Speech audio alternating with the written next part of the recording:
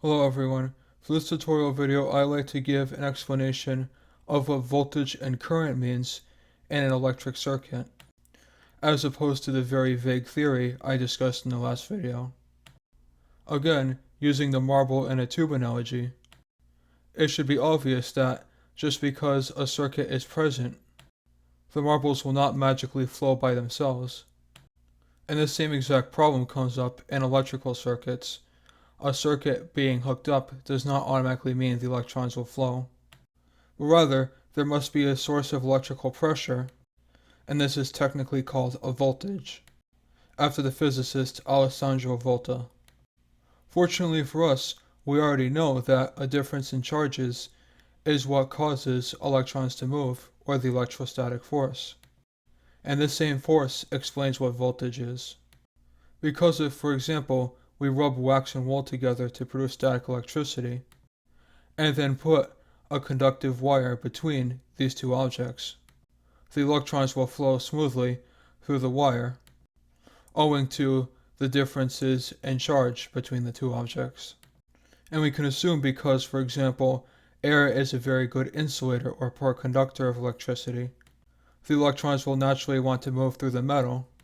Then they will follow approximately a uniform direction the way water through a pipe does. But it is important to note that as soon as there is no electrostatic force causing the electrons to move, the circuit will stop working. Exactly like if there's no force causing the marbles to push on each other in the hula hoop. And just like I discussed potential versus kinetic energy with mechanics, the same exact logic holds true for electricity as well, where the potential electrical energy is from static electricity, and the kinetic or moving electricity presents itself when you touch a material that is a good conductor like a metal doorknob. But voltage is not just potential energy, but is a more specific type, which is potential energy per unit charge. Because of the fact voltage works by an electrostatic charge. Because of the fact voltage is an electrical pressure, or the amount of work that must be done to make a charge move from one point to another. It is never measured at an absolute amount, but is measured as a relative distance between 2 points. So for that reason, in many technical fields, you will hear voltage also called a voltage drop, because it is a drop or difference between 2 points. It is important to notice, though, that static electricity is not the only means of getting voltage, because there are chemical reactions from batteries, radiation from solar panels, or even magnetic generators, like you have probably used as an emergency sometimes during the winter months. But I will save more thorough explanations of how these scenarios work until later videos. I just brought them up as examples of things that produce voltage.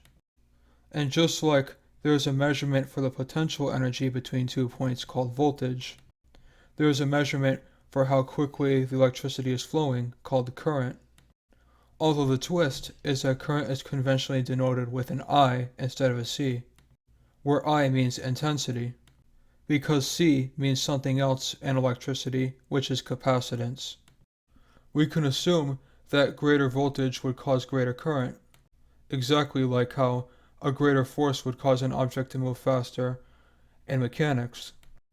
But there's a more exact formula that I will discuss in the next tutorial video, which is actually very well known, even for people who do not use science in their everyday life, called Ohm's law, which is written V equals I times R, but I will not explain more thoroughly what that actually means until I discuss how resistance works in the next video, and how it is analogous to resistance from friction in a pipe.